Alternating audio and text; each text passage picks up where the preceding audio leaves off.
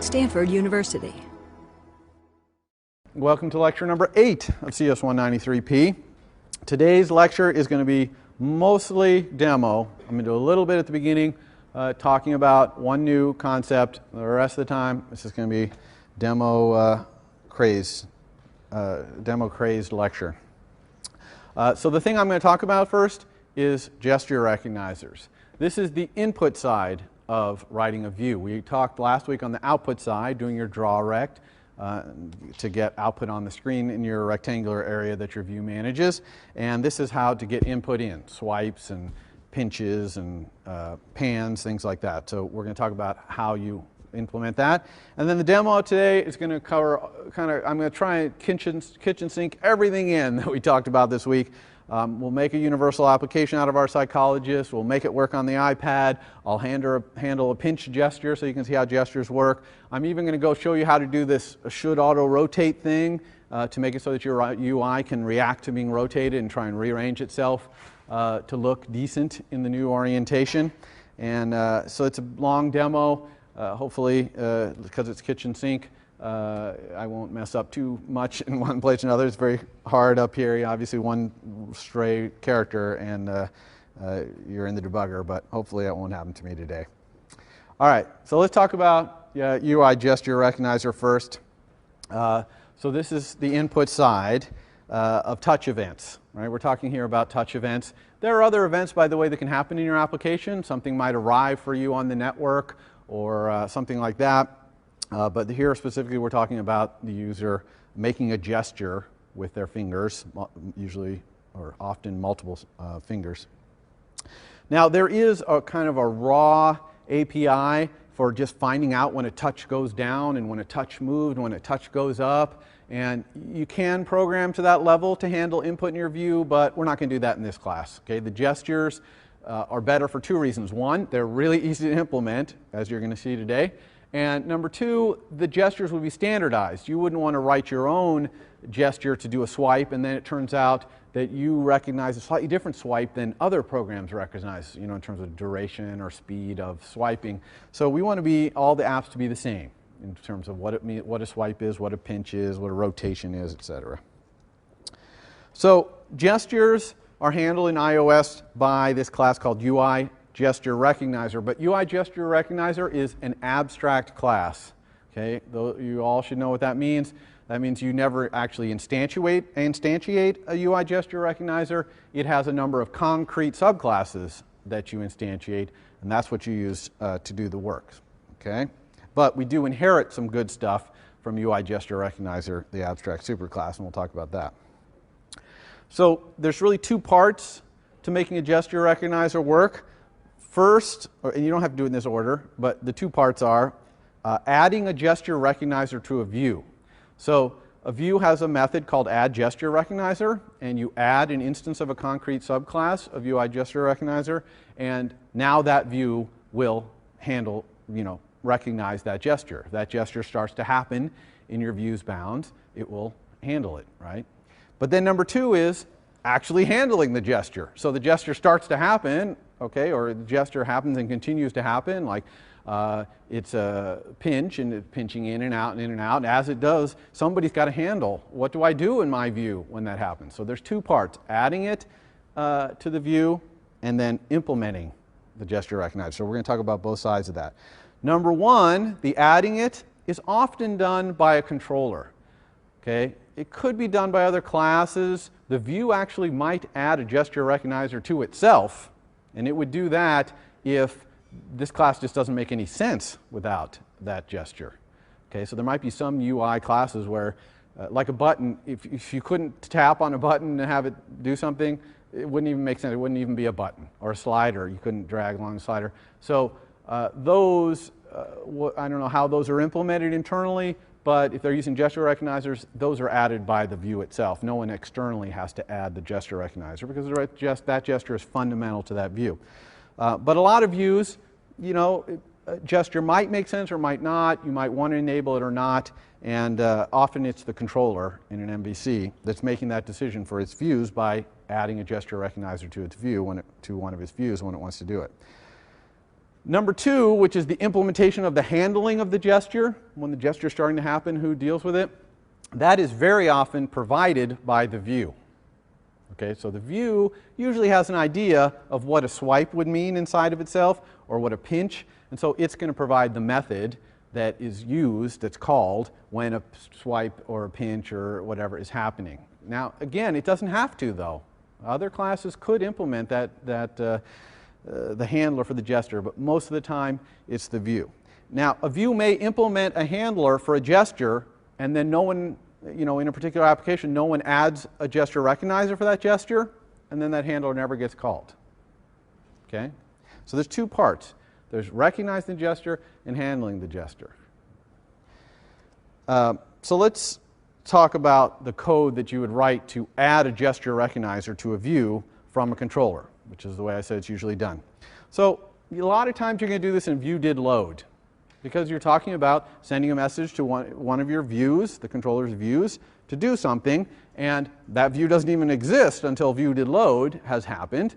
And if the view got unloaded, then the gesture recognizer and everything would all go away, and then if it got reloaded, you'd want to add the gesture back. So view did load is a good place to add gesture recognizers. So what does that code look like?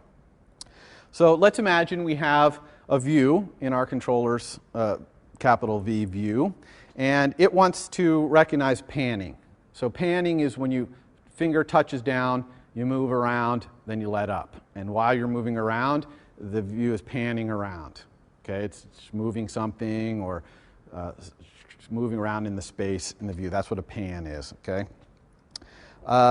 So we have this view, pan view.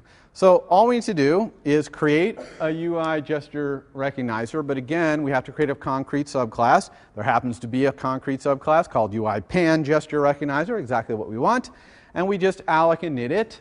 The init takes two different arguments. The first argument is the target object to ask to handle this gesture when it starts happening.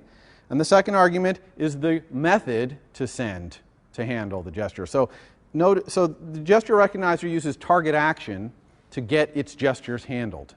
So when a pan gesture starts happening, it's going to start sending this action to the target, saying, pan gesture is happening, and it's going to go through various states, which we'll talk about in a second. So that's how it works. It's target action. And yes, it is possible to actually have multiple target action pairs. So you could have two people watching this pan happening. That'd be kind of weird. You want to make sure they don't interfere with each other, but you could do it. Very rare.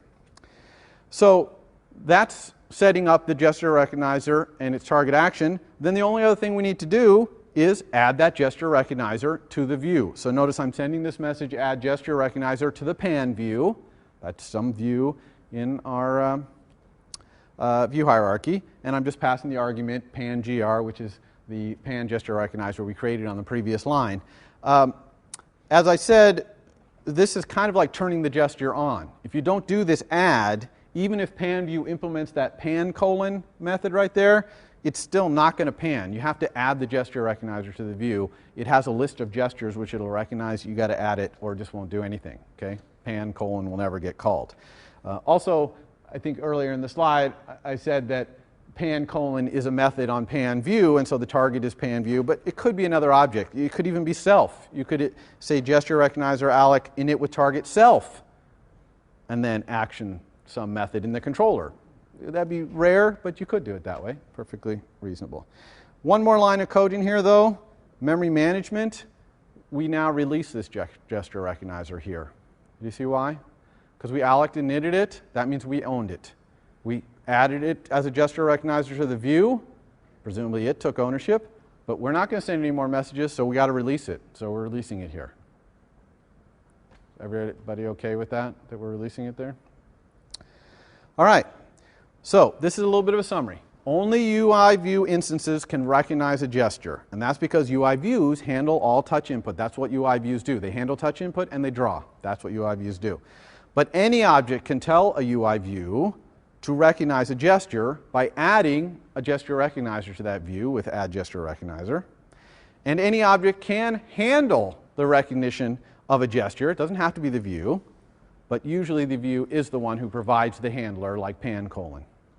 Everybody cool with that? Yeah. So if it's the controller that that's the action. Yeah, the target action. Call init with target cell. Yeah, so the question is, if I were to have the controller itself be the one who's handling this gesture, would I say init with target colon self, action colon some method in my controller? And the answer is yes, that's exactly what you would do. Okay? All right. So we've got this pan colon. How do we implement pan colon? Okay, pan colon is going to get sent to us when a pan gesture starts happening. It's kind of magic to us. Somebody wrote that concrete class, UI pan gesture recognizer. We don't really know how it's happening, but somehow inside of it, it's watching touch events, and it decides a pan gesture is happening. Okay, and then it's going to start calling pan colon on us. So how do we implement pan colon when it starts getting sent to us, usually in our UI view? So the way this happens is each concrete subclass, like pan gesture recognizer, provides methods that are specific to that kind of gesture to give you the information you need to write your handler for that gesture. So for pan gesture, for example, it provides three methods: translation in view and set translation in view, and we'll see why you need both directions there, and also velocity in view. So what translation in view does is it tells you how far this touch has moved since either since the start, since the gesture started, or since the last time it was reset with set translation in view. And then velocity in view tells you how fast that thing is moving in each direction, x and y. Okay, so that's kind of fun. So the pan gesture, you not only get to find out where it is, but also how fast it's moving. And notice that it does have translation in view colon, and you pass a view. That in your implementation, usually the implementer is a view, and it's just going to pass self there. But again, if somebody else, like a controller, were implementing this, it needs translation in view colon. It needs to specify the view coordinates in which it wants to get that translation, right? So that's why that extra argument is there. Some people get confused by that. But there's another method that is very important to implementing pan colon that we inherit from UI gesture recognizer, the abstract superclass. Okay, and pretty much all gestures want to look at this particular property that we inherit. It's called state. So the gesture system is a state machine. Okay, you all should know what a state machine is from computer science, and I'm going to walk you through the states. All right, so gesture recognizers, when you first add them, they are in this state, UI gesture recognizer state possible. All right, because nothing has happened to make this gesture not be possible. No touches have happened that are against the rules of this gesture recognizer. Then, as touches start to happen, it either goes to this state, UI gesture recognizer state recognized. If it's a discrete gesture, like a tap, like the tap happened, it's recognized. So you'll just get your pan colon. In that case, it would probably be tap colon, and the state would be recognized, and you'd be like, yeah, my tap happened. Or if it's a continuous gesture, like a pan, then you get this UI gesture recognizer state began, and it's telling you, okay, this gesture has begun. And then as the continuous gesture happens, you'll get UI gesture recognizer state changed, and then UI gesture recognizer state ended when it's done, when the touch goes up or something else happened. Now, one thing is a gesture can start, and then the user does something else, puts another finger down, or lifts a finger that makes it so that that gesture really wasn't happening. Okay? The gesture recognizer thought it was recognizing it, but something happened to make it, that didn't really happen. So you could get this UI gesture recognizer state failed happening. It means it failed. Okay? Or you can also get UI gesture recognizer canceled if it's a continuous gesture and the user does something to cancel it, to stop it, to not do it. The bottom line is, for most gestures, you're just looking for began, changed, and ended, or recognized if it's a discrete gesture like a tap or a swipe. Okay? So let's take a look at implementation of pan. All right? What would it look like? So this would be in my view, let's say, pan view. And the pan handler here, pan handler, takes one argument, which is the gesture recognizer. Now, you can actually, for the discrete ones, you can actually have no argument here, just pan. And you would just say @ selector parentheses pan when you init the gesture recognizer. But here, we need the recognizer because as you're panning around, we need to be able to call that translation in view thing and find out where we are. So this one does take the argument. And you get to choose which one you want when you init with target. All right, so what's the first thing we need to do? The first thing we want to do is find out what state this gesture is in. Now, in our implementation of pan, we're only going to look at 2 states, and we'll ignore all other states. The 2 states we're going to look at is changed, so the pan has moved, or ended, the pan is done. And usually in a pan, that'd be all you're interested in. Same thing with a pinch, whatever, right? Because if it's canceled, or it fails, or it's just starting, there's really nothing for you to do. Hopefully you've already been following that finger around and it gets canceled or something else and it just gets left in whatever state it was in, so that's fine. So this is a common to only care about these 2 states, changed and ended. The reason I need changed and ended is, it might have moved a little bit from the last changed state thing to the ended, right? The ended, or the finger goes up, might be a little bit of movement. I want to catch that last bit of movement. So notice my whole method is inside this if. It's got to be one of those 2. So now I'm going to get the translation. I have this local variable translation, and I'm just asking the recognizer, which is a UI pan gesture recognizer concrete subclass, what is the translation in view myself? In other words, what's the translation, the movement in X and Y, that's why it's a CG point, of this finger that's been panning. So now I have the translation. So now I'm usually going to move something inside my view, maybe my whole view, but maybe only a piece of it, by translation.x and translation.y, right? So I'm going to pan, move by a little bit. For example, let's look at an example here. Let's say I had a graph, okay? And I wanted pan to be able to move the origin of my graph, for example. If I had a property on myself, which was my origin, which would be a good idea, I can just say my origin equals a point that is my current origin.x plus translation.x, and my current origin.y plus translation.y. All right, and presumably when I call my self.origin, that's going to call my setter. It'll update my origin and probably call set needs display as well. And so, bam, my origin is going to move. Okay, and so now my graph is going to move. Okay, so that's an example. Now, here's an interesting line. Some people really don't like this line of code. They don't understand it, but it's super important to understand what's going on here. I am resetting the translation here to 0. Okay? And that's because the pan gesture recognizer accumulates the translation.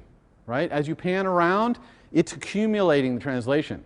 So when you see the line above, translation equals whatever, I don't want the total amount I've panned. I don't want to move my whole graph that much because I'm moving it as it goes, right? So I only want the amount from the last time you called me. And so I'm resetting it back to 0 all the time, and then the pan gesture recognizer adds the translation that it accumulates, but now it accumulated from 0, and so now it keeps showing me the incremental amount that my pan is moving around. You see? Because I'm going to follow this pan around.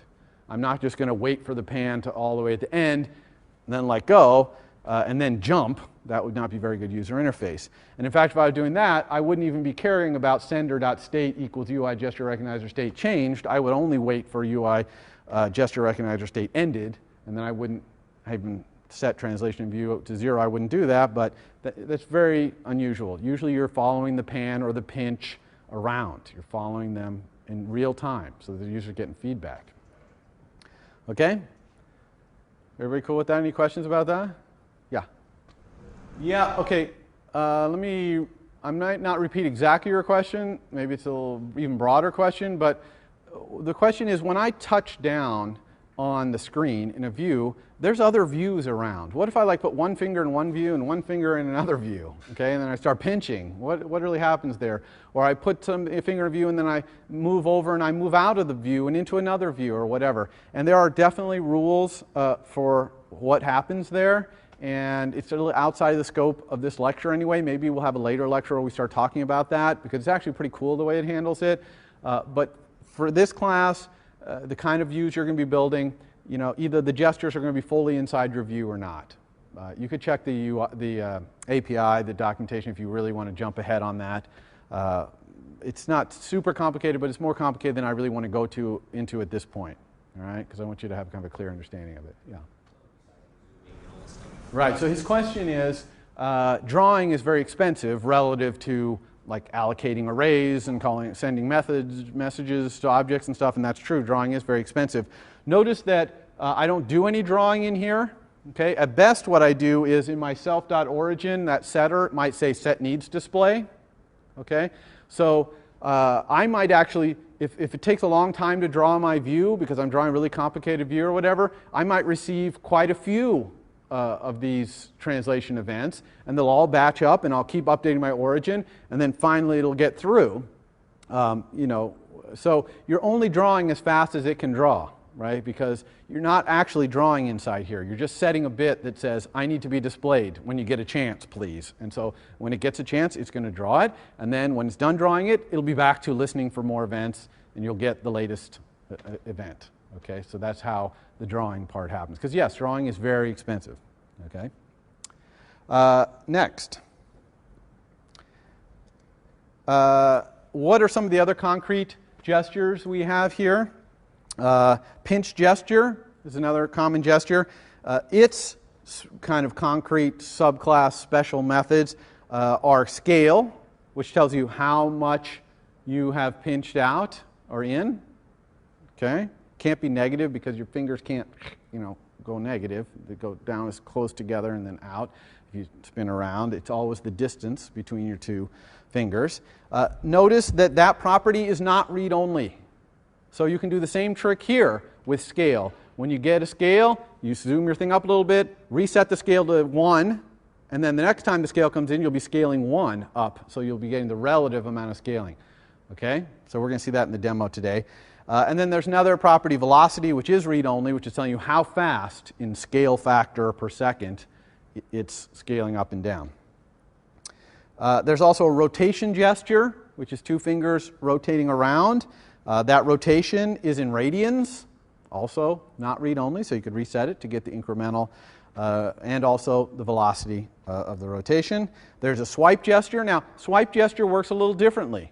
Okay. Swipe gesture is discrete. It's not a continuous gesture. The way this works is you set up with the concrete gesture recognizer what kind of swipe you want.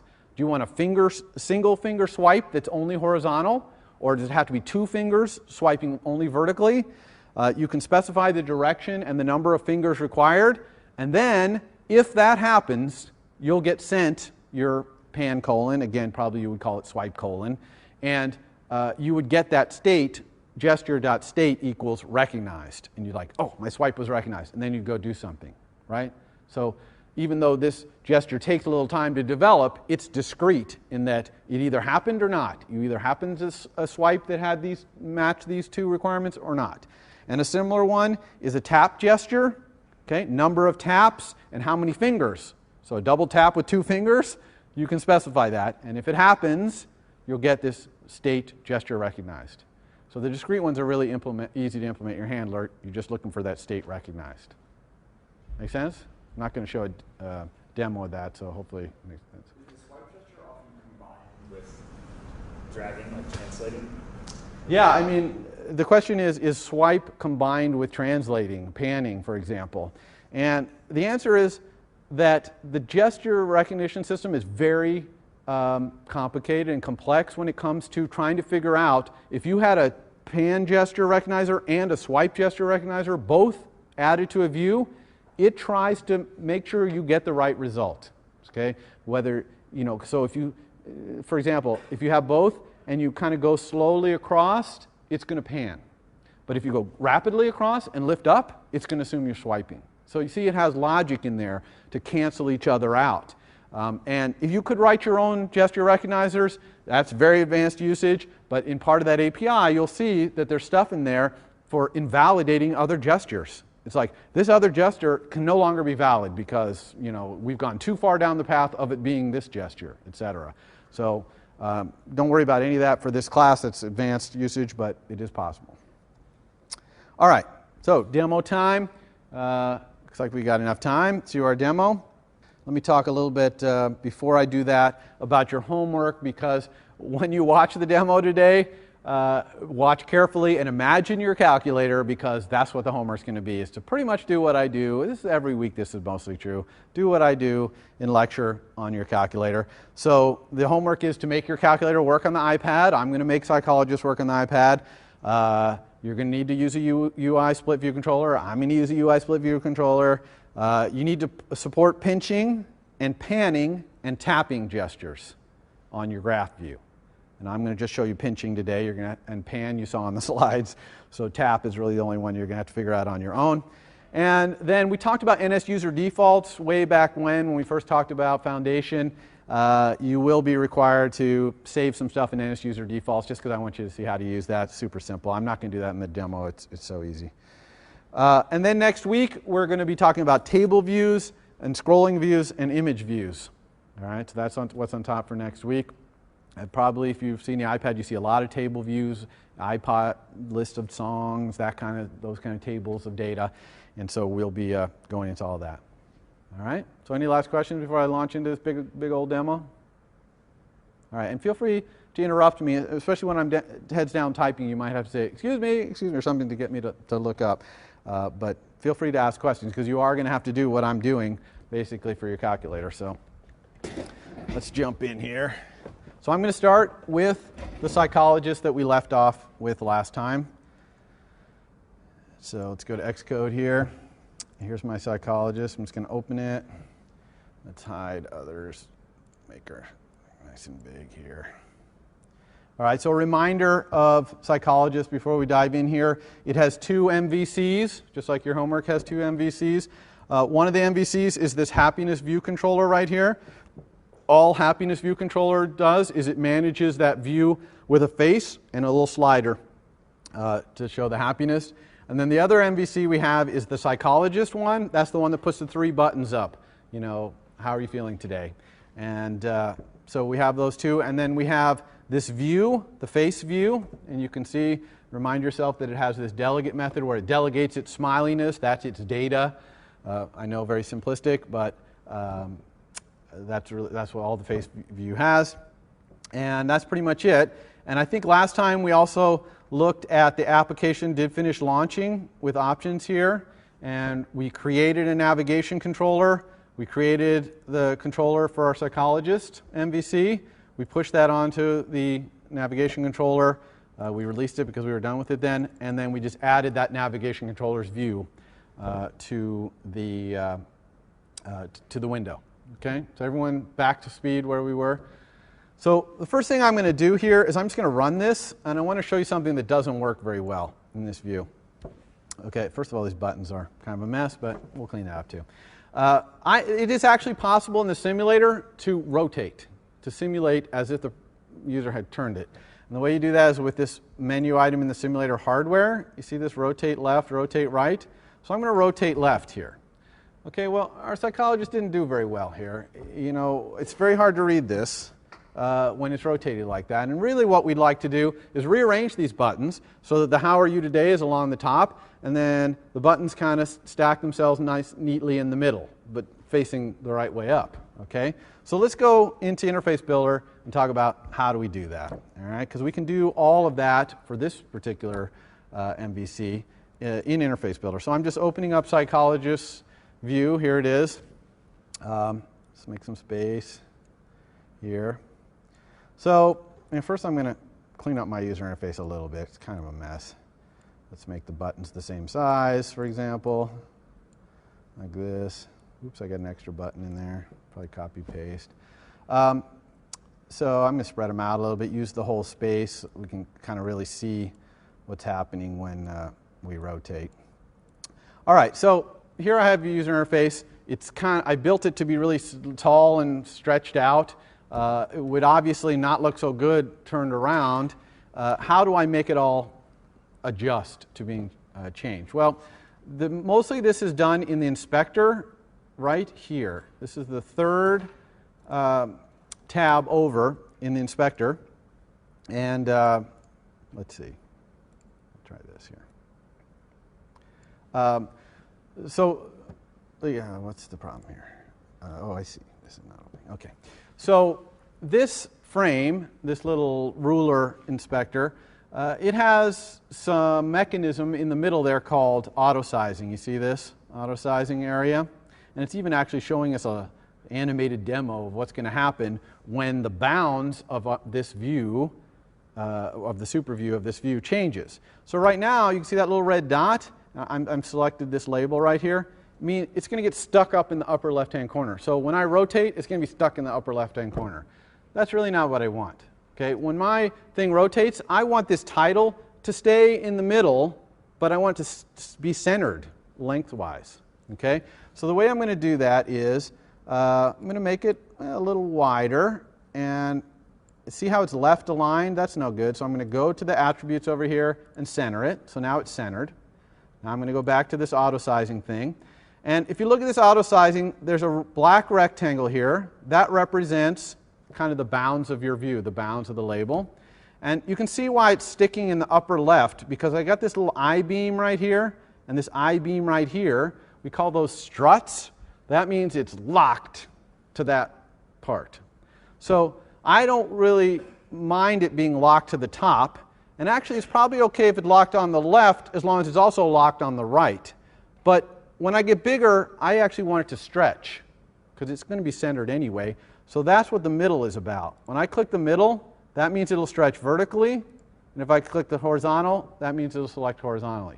So now you can see how I've changed this so that my title is always going to be at the top, and it's going to stretch out and be the same distance from the two edges no matter what size my view is. So if it goes from being tall and thin to being wide, it's just going to stretch out and adjust. Okay? Then what about these buttons? All right, well, the buttons also look like they're tied to the upper left. That's really bad for the buttons. In fact, for the buttons, I really just want them to be spread out evenly in whatever space is available. So I'm going to have the buttons not be tied to anything. Okay, so I'm just going to turn off their struts. Okay, so all three of them. So now they're free floating in this view, and you can see in the animation they kind of stay approximately where they are relative to the size of the view. And I'm also not going to let them be stretchy, because I don't want these buttons ending up really wide with a small amount of text in them. I like them the width they are, and I certainly don't want them to get taller, because then they'll look funny. So I'm not going to make them stretchy or anchor them to anything. Okay? So that's it. So by specifying the stretchiness and the anchor points of a few of my views, let's see if that looks any better. So let's go back to Xcode and run it this time. You know, the UI looks different only in that I made my buttons good shape. But let's rotate now and see what happens. So I'm going to rotate left. Oh, still didn't work. So I've done all this nice stretchiness. Why is it not doing that?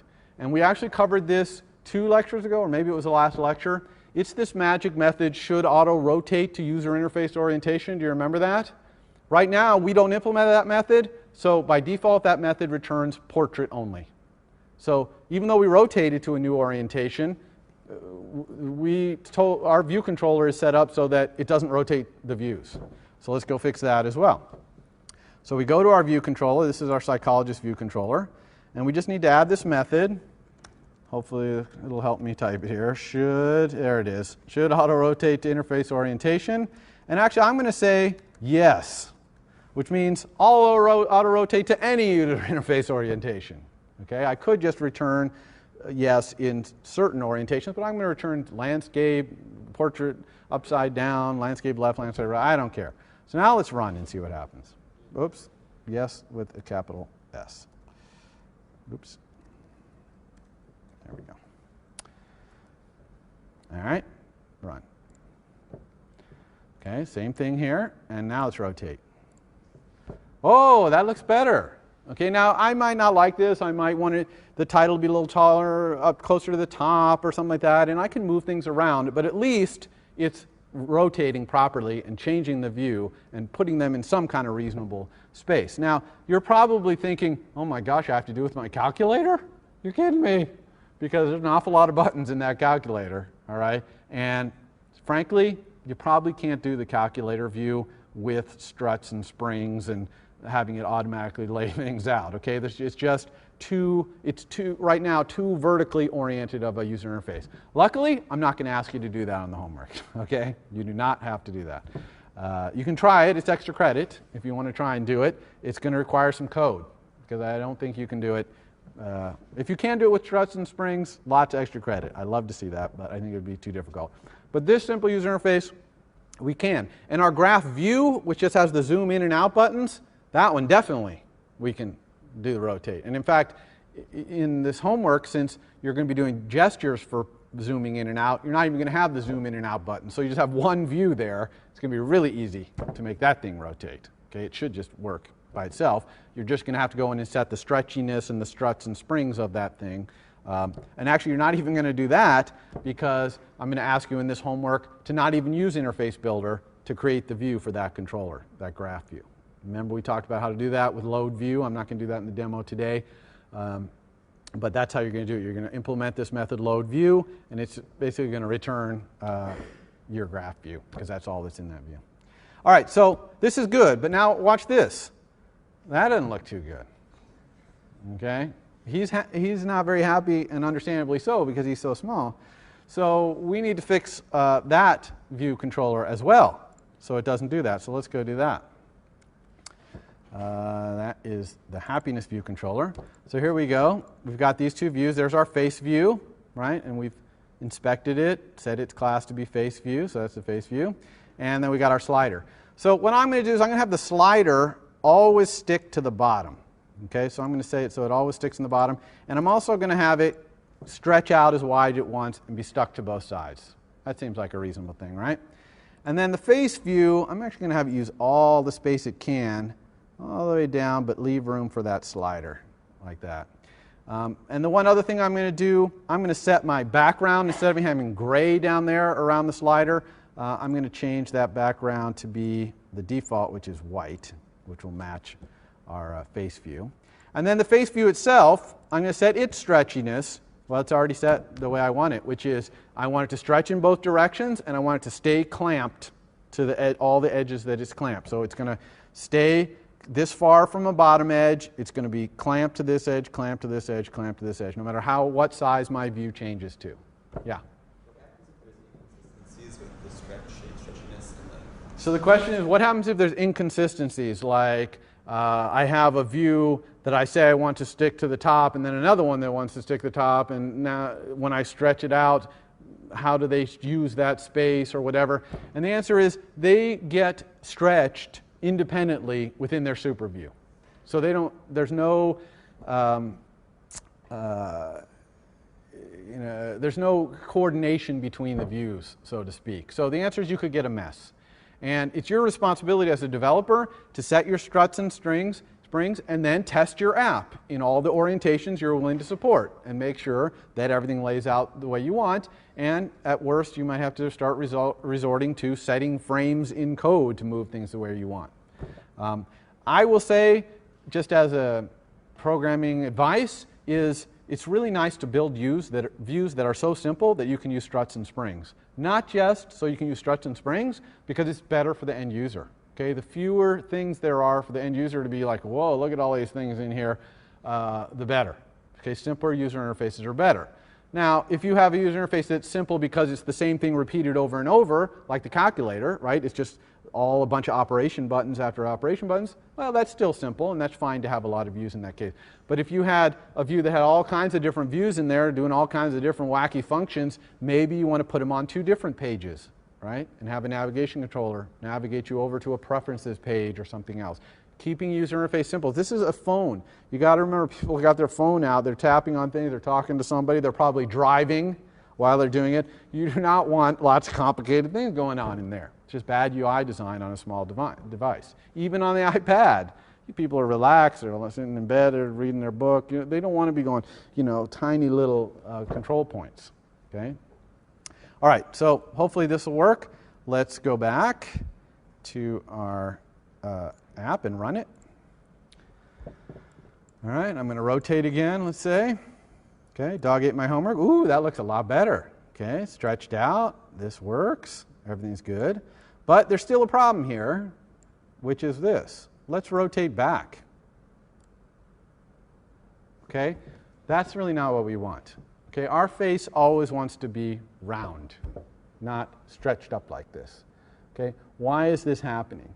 The reason this is happening is that views, when their bounds changed, in order to reduce the amount of drawing, because drawing is expensive, they just take the bits and stretch them, because stretching bits is really cheap. You got a graphics processor in this phone, it knows how to take some bits and stretch it, and all you want is really almost just as cheap as not stretching them. But that's not what we want. We want our face to be round. So what we're going to do right here is we are going to override, well, we're going to set basically a property in our view which says when our bounds change, redraw. And you're definitely going to want to do this in your graph view, as you can imagine. Right? So watch carefully. So I'm going to the face view here. All right? Now, this is something I want to always be the case for this view. It's just always on. So I'm going to set this property in my designated initializer for my view, which, when you create a view, it creates one for you. Here's one right here. Right? It doesn't have anything in it yet. We didn't done anything. But I'm just going to take this line here that says initialization code, and I'm going to initialize it. I'm not actually going to type it here, though. I'm going to do the same thing I recommended last time in View Controller. I'm going to say self setup. Okay? I'm going to go up here. I have a method called setup. And here's where I'm going to do this magic. The magic is self.contentMode equals UI view content mode redraw. Okay? So content mode means what is the kind of content do I have? Do I have the kind of content that wants to be scaled or redrawn when my bounds change? Okay? So UI content mode redraw means whenever my bounds change, call my draw rect. It's like an automatic set needs display whenever your bounds change. Okay? So why did I put this in a separate method? Well, because initWithFrame is called if I alloc an initWithFrame my view, but if my view comes out of a nib file, then it's awake from nib.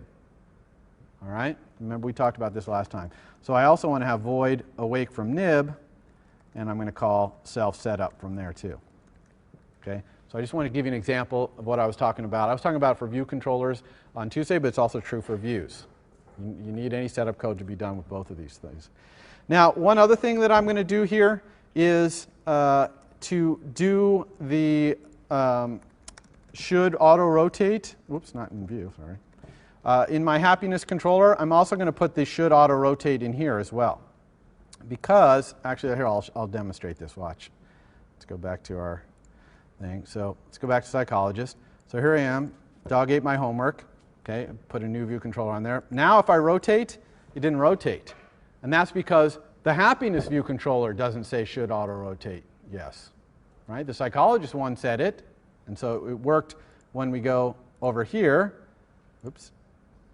Sorry. When we go back to the psychologist and we rotate here, it works. Okay, so rotation works here no matter how much we rotate, but that's because we set this view controller should auto-rotate to user interface orientation. We always say yes. Well, we need to do the same thing in this guy's view controller. So let's do that as well while we're here.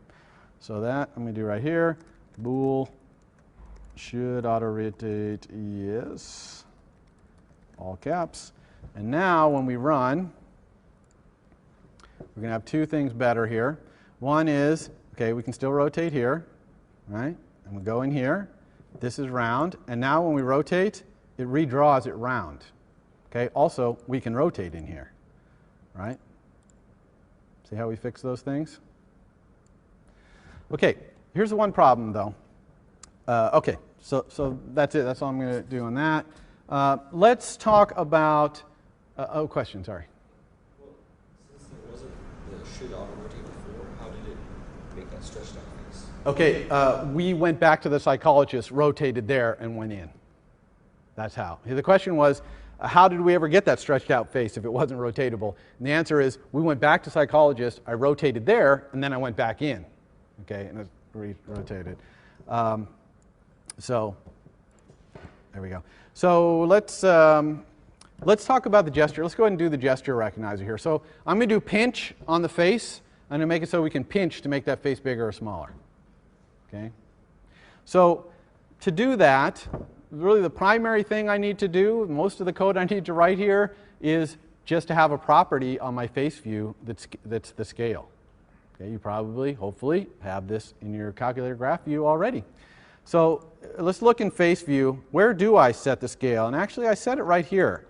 You see, I set the scale in my face view. I make it be 90% of the size of my view. So I'm literally just going to say, instead of 90%, self.scale. All right, and then I'm going to create myself a property, scale, which would be CG float, scale. And scale is just going to be from 0 to 1, or above 0 to up to and including 1. That's going to be our scale, okay, of this particular view. Your calculator is a different kind of scale mechanism, but we're going to do it this way. So I want property, CG float, scale. All right. Now, here's an interesting thing to note, and you may or may not have done this on your calculator's graph view, but it's a pretty good idea. It's a pretty simple implementation, which is I'm not going to synthesize this property. I'm actually going to implement both its getter and its setter. And what I'm going to do in the getter and setter is I'm going to make sure my scale has the right value, has a reasonable value. It has to be greater than 0 and less than or equal to 1, right? My code doesn't make sense otherwise. I don't want to make it bigger than my whole view, and I can't be negative sized. So I'm going to protect the getting and setting. I'm going to protect the coming and going for the scale.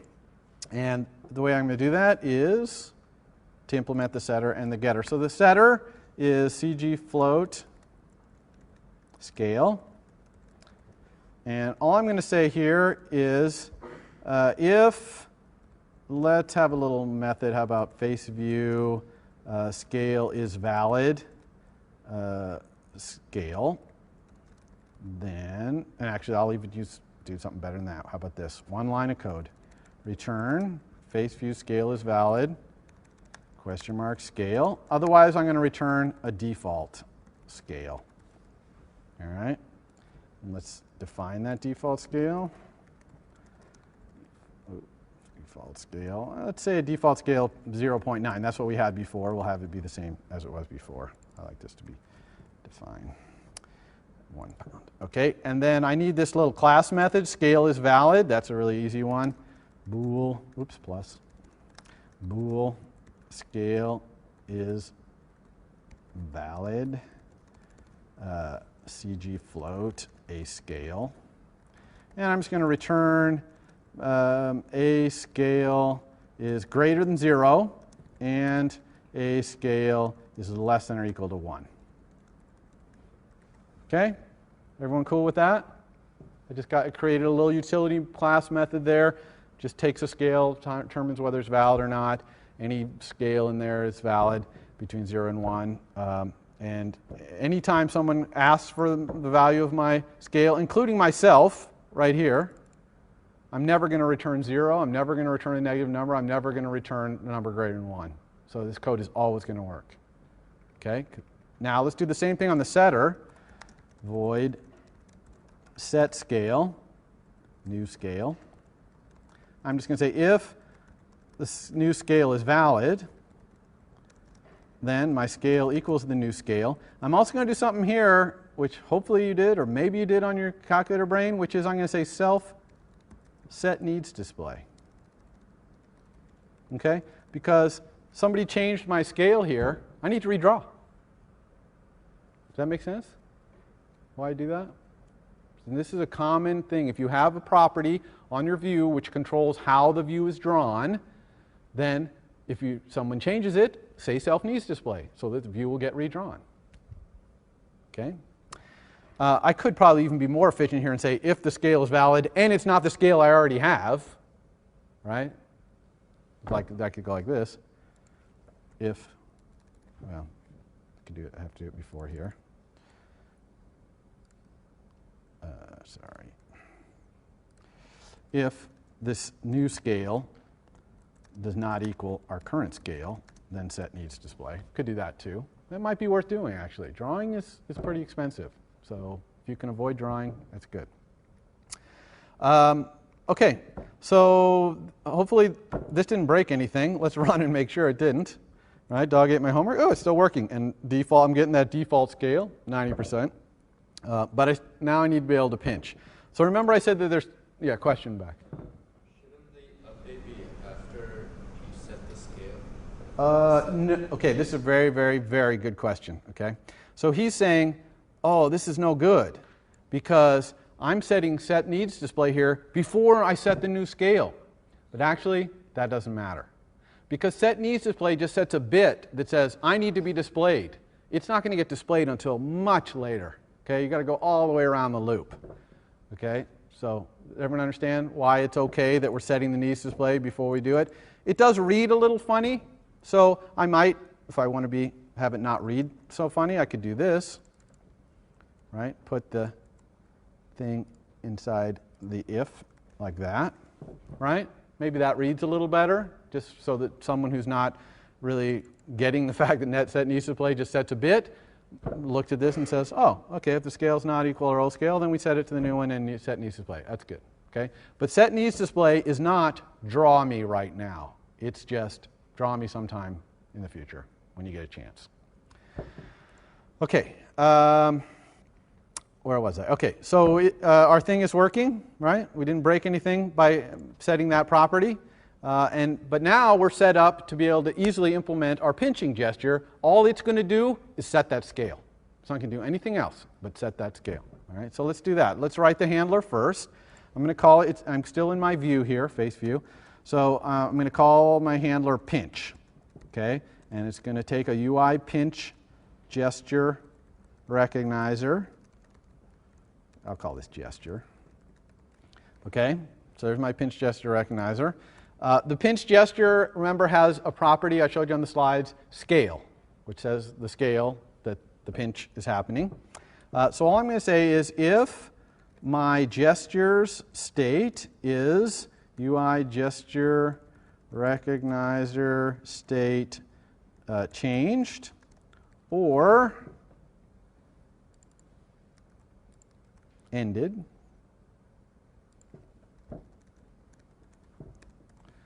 Okay, so if it's changed or ended, that's kind of the same thing I did with the pan. I'm just going to follow this pinch until it ends. Then all I'm going to say is self.scale equals gesture. Times equals gesture.scale. So I'm going to take my current scale, and however much the scale has changed by, I'm going to modify by that much. But I got to be careful here to say gesture.scale equals 1, because I'm going to get this called repeatedly every time it changes. So I want to keep resetting it to 1 and then have the new amount that it changes modify. Yeah? If you forget the ended, does it just not do that last little? Yeah. So the question is, what if I forget the ended? And I just said if gesture state equals UI gesture recognizer state change. Yeah, I just missed that last thing, which might not even be noticeable to the user. But you know, it depends how much lag there is, like how slow your thing is to draw and things like that. But the correct way is to do it this way, obviously. So that's it. That's all I need to do to implement the pinch gesture. But it still won't work. It still won't pinch because we have never in any of our code added this gesture recognizer to our view. So we need to do that. And that, as I said, we do in the controller. So happiness view controller is our controller. Here's view did load right here. It's a great place to put it. So I'm just going to say UI gesture recognizer. I'll call it pinch gr equals UI pinch gesture recognizer. I can't alloc init a gesture recognizer. I need a pinch gesture recognizer, a concrete one. And init with target, my view, which is self.faceView, and action, which is selector pinch, okay, which is the thing we just wrote. All right, and then I'm going to say self.faceView, add gesture recognizer, this thing I just created, and then I'm going to release that because I don't use it anymore in my controller. Okay, my view's using it all over the place, but I'm not, so I'm going to release it. Okay, everyone got it? Believe it or not, that's all we need to do. So let's hope it works. I didn't type anything wrong. So here we are. So now you might say, how do I pinch in the simulator? Okay, I don't have a touchscreen. And the answer is you can't really pinch, but you can simulate a pinch using the option button. So I'm holding down option right now. You see how it's showing 2 fingers there? And so you can move them around. They're not actually touching yet. And then if I hold the mouse down, now I can pinch. Okay, you can only pinch symmetrically around the center, but it's good enough for testing. So you can see this works pretty well. Okay, and the code, very simple. And really what made this code so simple is having that scale property.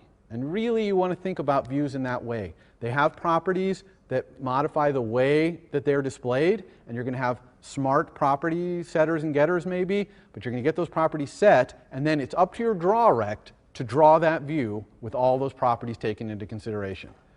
Okay? You don't really have methods like on a view zoom to this location and then there's a lot of drawing code in there. There's never any drawing code anywhere in your view usually except draw rect. The only other places would be methods you call in from draw rect, right? Like our draw circle method. Does that make sense? That's just that concept of UI view. Is that we drew all our drawing in draw rect and we have all these properties that said how we do it, and then we delegate what we're drawing, like our smiliness or the graph data. Okay? Okay, so let's look at this though. Watch this. Go down here. Uh-oh, my scale. I lost my scale. Okay, I took my thing. I made it really small. I went to the psychologist. I went back. I lost my nice little face. Now it's big. Okay, why does that happen? Well, that happens because if we look back where we push that thing on, we actually create a new happiness view controller each time. We alloc init it, push it on there, and release it. And then when it gets popped off, no one has any ownership of it, so it gets released. And then when we click another button in Psychologist, it makes a new one. And of course, when it made a new one, it doesn't even know about the old one and its scale and all that.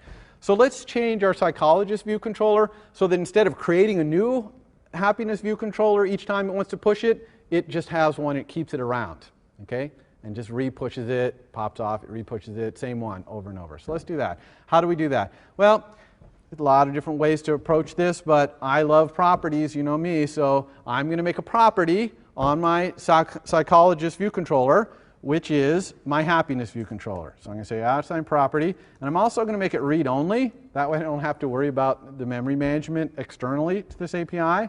And I'm going to have a happiness view controller, and I'll call it, to be nice and verbose, make more chances to mistype something, happiness view controller. And of course I need to import happiness view controller in that case. All right, so I'm going to have this property. It's a public property. Anybody can get a hold of my happiness view controller. So for example, they could get a hold of it and set the happiness. I'm allowing that. Okay? And my implementation of it, I'm going to do lazy instantiation. So here's my getter. I only need to do the getter because it's a read-only property. It's called happiness view controller. And I'm just going to say if we don't have a happiness view controller, I better get an instance variable for that. Make sure I type that. So let's go back to our header file. Forgot that. Let's go here. Happiness view controller, happiness view controller. Okay? So there's got an instance variable for it. So if that instance variable is not set, then I'm actually going to just alloc init one here. Equals that. Oh, alarm bells just went off at my head. I just typed alloc. Better release this thing. So I'm going to go down to my dealloc, and I'm going to say happiness view controller release super dealloc. Don't forget your super deallocs, everybody.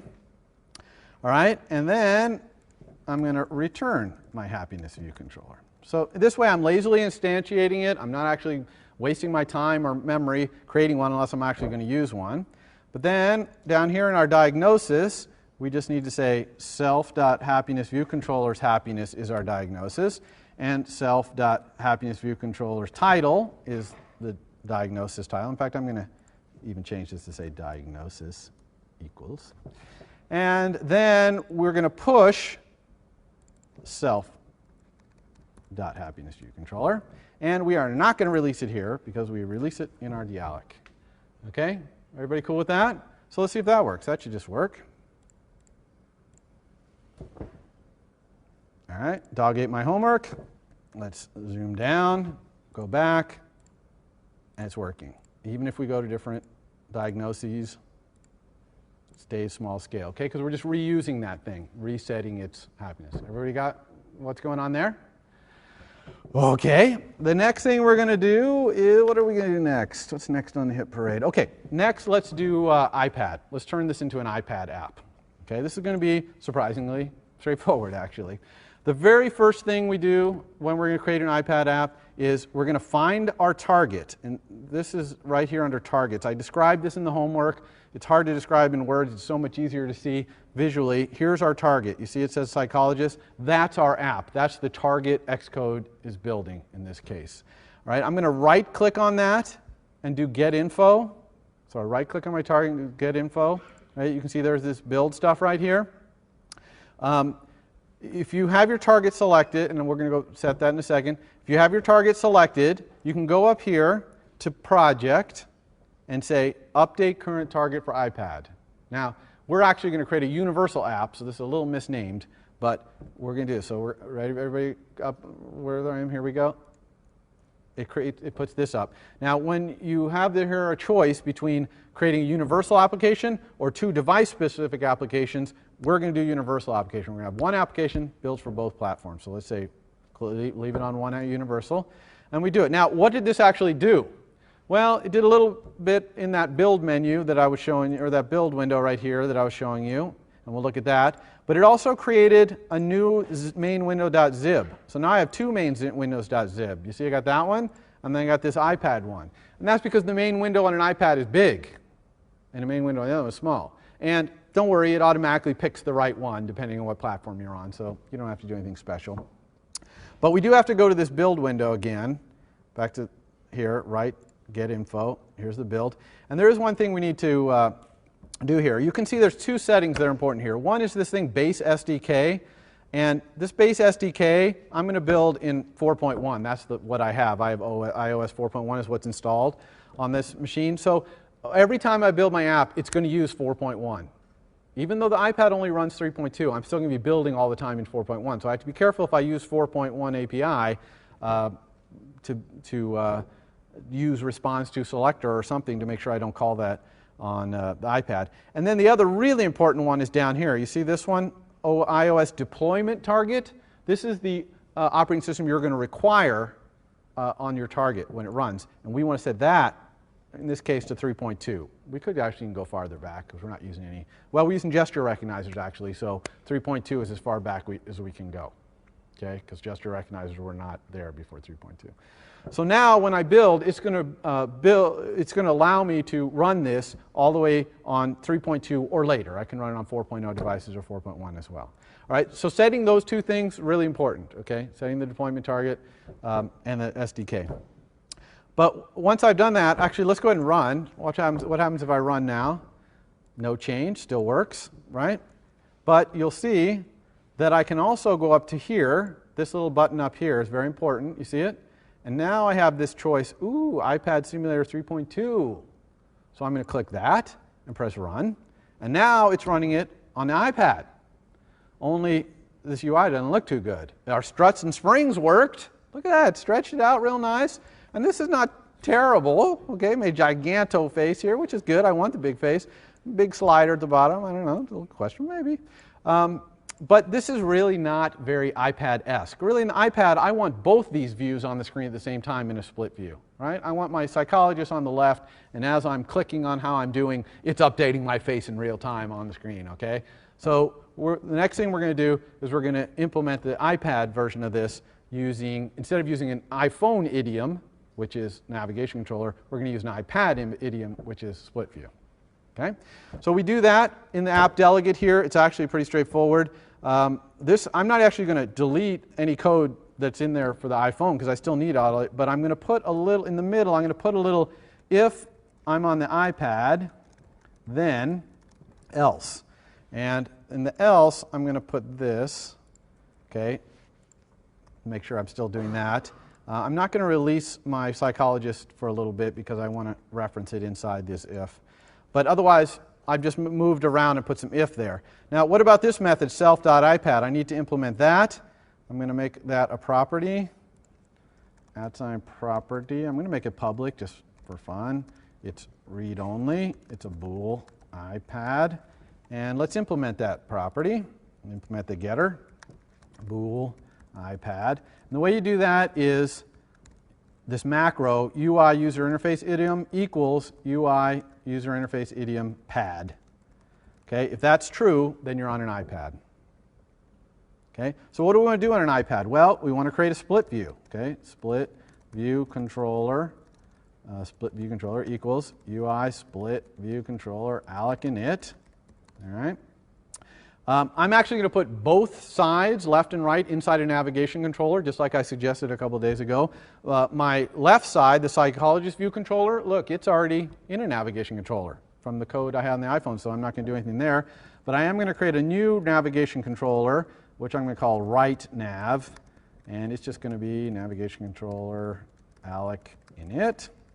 And in the right nav, I'm going to push the happiness view controller from that my psychologist view controller has. So I'm just going to say right nav push view controller, my psychologist view controller's happiness view controller. Animated no, because we're not on screen yet. Everyone understand what I did there? We made a property that made my happiness view controller public, read only, out of my psychologist view controller. So I'm just going to grab it, and I'm going to put that in this navigation controller. And now I'm going to add, well, I'm going to do one other thing. I'm going to set the delegate of my split view controller also to be that right-hand happiness controller. Because I remember I told you when you have a split view left and right, it's the right-hand guy who has to know how to put that little button there when we rotate to portrait. Remember that? So I'm going to make the right-hand guy, which is the happiness view controller, the face one, to be the delegate. And then I'm just going to set my view controllers equal to an array of my two, I think it's my navcon, which is the one that has the PVC, and then my right nav. Okay, get rid of this extra thing that threw in there for me. And I can release both those navigation controllers now, by the way. Navcon release and also right nav release. Because I'm not using them anymore. I passed them off to the split controller. We're done. And then the last thing is I want to add subview the split view controller's view on the iPad. Right? The split view controller is a UI view controller. It has a property which is view. I'm just going to grab that view. That's the kind of the whole split view, and I'm going to add that to the subview, to the window as subview, instead of this, which is adding the psychologist view controller one. Is everyone cool with what I did there? So instead of using a navigation controller and all that, I put in a split view controller. Now this is not going to quite work, but I want to show you in the way how it doesn't work. Okay, so this is kind of good. We got a face view, but in portrait mode, I don't have any button up here. Okay, if I rotate, I'm in good shape. I got both my psychologist, but it doesn't work because it's still trying to push. Okay, so this is kind of a mess. Well, there's two things we haven't done here. One, we didn't pay attention to our warnings. This warning says our right-hand happiness view controller does not implement split view delegate. So we better make that happen. So let's go over here. The way we do that is UI split view delegate. All right. And then in our implementation, watch what I'm going to do here to save some time. I'm actually going to look it up in the doc. Is it searching there? UI split view delegate. Oh, split view controller, sorry. Split view controller delegate. Okay, I'm just going to look this delegate up, and I'm just going to copy and paste this thing right out of here. So copy, and the hotkey, I have it bound to command equals, but you can bind it to whatever you want. So there's that one, and then we also need the other one, which is when the thing goes away, which is right here. Copy. Did I get the right one there? Yeah. Okay, so there's that one, and there's this one. And as I said before, these are really easy to implement. When the bar button thing, when the thing appears, all I'm going to need to do is I'm going to set that bar button item's title to be the other view controller's title. This is right out of the lecture slides. And then I'm going to have our own navigation items right bar button equal this bar button item.